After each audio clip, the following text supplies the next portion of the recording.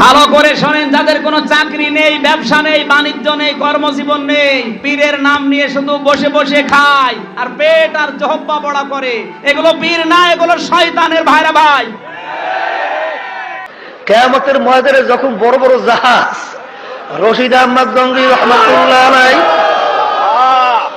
আল্লাহ হাজী ইমদাদুল্লাহ মুহাজির মক্কি রহমাতুল্লাহ আলাইহি, সৈয়দ ইসহাক সাহেব রহমাতুল্লাহ আলাইহি, উজানির কারি ইব্রাহিম সাহেব রহমাতুল্লাহ আলাইহি, বাবারে আল্লাহু আকবার, আল্লাহু আকবার, আল্লাহ, সৈয়দ ফজলুল করিম রহমাতুল্লাহ আলাইহি যখন কিয়ামতের ময়দানে বড় বড় জাহাজ দিয়ে রওনা করবে, তোমার আমার যদি এই বয়া বুকের ভিতরে থাকে,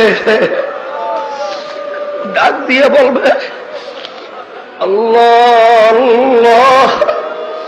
ওদেরকে বলছিলাম কথা ছাড়ে না, আমাদের কথা অনুযায়ী ঔষধ ব্যবহার করছে।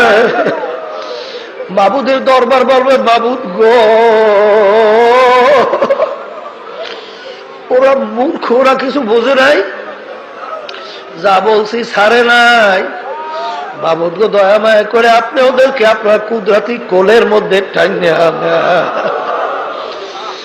ও আমার দুনিয়াদার বাবারা, চরমনাইতে আসছে, বাবারে নৈরাশ হইয়েন না।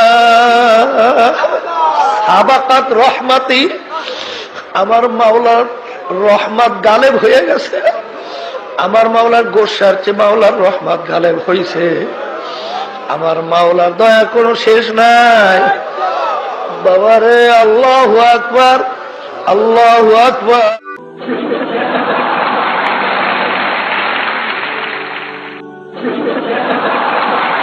বাংলাদেশে কত ভণ্ড পীর, যাদেরকে আমরা হক্কানি মনে করি, এই ভণ্ড পীরেরা তাদের মুরিদদেরকে জানাচ্ছে কোনো চিন্তা নেই, কিয়ামতের দিন আমার দাদা জান, আমার বাবা জান জাহাজ নিয়ে বের হবে। এর চাইতে বড় মিথ্যা কথা, ধোঁকাবাজি, প্রতারণা আর বাংলাদেশে কে করছে বলেন? সব চাইতে বড় প্রতারক, মিথ্যাবাদী এখন এই পীর। পীর নাম নিয়েছে। ভালো করে শোনেন, যাদের কোনো চাকরি নেই, ব্যবসা নেই, বাণিজ্য নেই, কর্মজীবন নেই, পীরের নাম নিয়ে শুধু বসে বসে খায় আর পেট আর জহব্বা বড়া করে, এগুলো পীর না, এগুলো শয়তানের ভাইরা ভাই। ধোঁকাবাজি করছে জাতির সাথে। তো চাকরি নেই, বাকরি নেই, ব্যবসা নেই, বাণিজ্য নেই, কর্মজীবন নেই, তুই খাস কি? কে বলেছে ওইটা আল্লাহর ওলি, ওইটা আল্লাহর দুশমন? আল্লাহর ওলি তো এই যে লোকটা যে কাজ করে খাবে, কোনো কাজ নেই, কাম নেই, শুধু হাদিয়া তোফা নেয় আর খায়। অধিকাংশ পীরের দেখবেন দুইটা জিনিস বড়, একটা পেট আর জহব্বা। এত বড় বড় পেট হয়, মহিলারা লজ্জা পায়। কি গো, সন্তান হয় আমাদের আর পেট হয় ওর। কি ভড়ি, আমার মনে হয় ওর ভড়ির উপরে উকুন মারা যায়।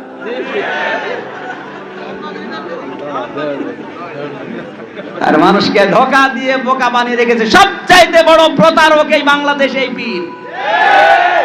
যারা বলে জাহাজ নিয়ে কিয়ামতে আমার দাদা আমার বাবা বের হবে, ময়দান থাকবে তামার ময়দান, তোর জাহাজ চলবে কোন কায়দায়?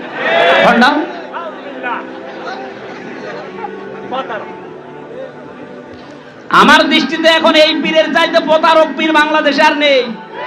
অন্যান্যরা তো ধোঁকা দেয় এমনি, আমরা জানিও ভণ্ড, আর এরা ধর্মের নামে লেবাস পরে ধোঁকা দিচ্ছে। মানুষও মনে করে না দাদা যান বাবা যান জাহাজ নিয়ে আসবে, আস্তে করে উঠবে, চলে যাবে। নবী সেজদায় পড়ে আছে, কোল কিনারা পাচ্ছে না, আর ও দাদা যান।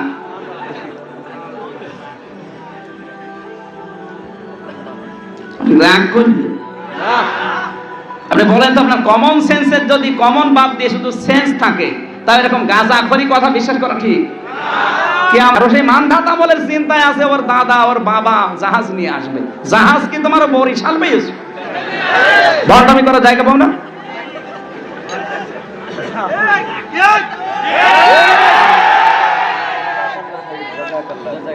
একটা কথা যদি আপনি ভুল প্রমাণ করতে পারেন কোরআন হাদিস আর বিজ্ঞানের বাইরে, আমি কথা বলবো না। ওরকম বানানো কিচ্ছা কাহিনী আমার জানা নেই। আজ আয়াত পড়ছে ঠিক, কিন্তু বানিয়ে বানিয়ে বলে আমি যতগুলো শুনেছি সব বানানো, কারণ আমি নিজে ওখানে পড়ে এসেছি। বানিয়ে কে বলছে ইয়া আইয়ুহাল্লাযীনা আমানু তুবু ইলাল্লাহি তাওবাতান নাসুহা, ও হে ঈমানদারেরা তোমরা তওবা করো, তওবায়ে নাসুহা। নাসুহা কি? নসুহার মতো তওবা। অথচ নসুহা নামে দুনিয়ায় কেউ নেই, ওরা বানিয়েছে। নাসুহা শব্দের শাব্দিক অর্থ একনিষ্ঠভাবে। নাসুহা মানে কেউ যদি তাওবায়ে নাসুহা করতে চায় তাকে তিনটা শর্ত মানা লাগবে। এক নম্বরে বলা লাগবে যে আমি অপরাধী, এক নম্বরে স্বীকৃতি দেওয়া লাগবে গুনাহ, দুই নম্বরে আপনাকে অনুশোচনা করা লাগবে, আফসোস করা লাগবে, তিন নম্বরে বলা লাগবে আমি জীবনে আর এই কাজ করব না, ফিরে আসলাম। এর নাম তাওবায়ে নাসুহা। আর পীরের নাম নিয়ে ব্যাখ্যা করছে যে নসুহা নামে একটা লোক ছিল, ওর মতো তওবা করো। এগুলো সব বানানো। আলেমদের সামনে বলে না এরকম জালেম কিছু বসে থাকে, এটা নাই, এরকম বসে থাকে আর মাথা নড়ায়। আপনি আলেমদের সামনে এরকম ব্যাখ্যা দেন তো, লেখাপড়া তো নেই, বাবা পীর ছিল, ও নিজে পীর। পীর যদি লেখাপড়া করে হওয়া লাগতো, পীর তো এই যে গোলাম সরোয়ার সাইদি, বাবাও ছিল পীর, উনিও পীর, লেখাপড়া করে। আর ওদের কোনো লেখাপড়া আছে?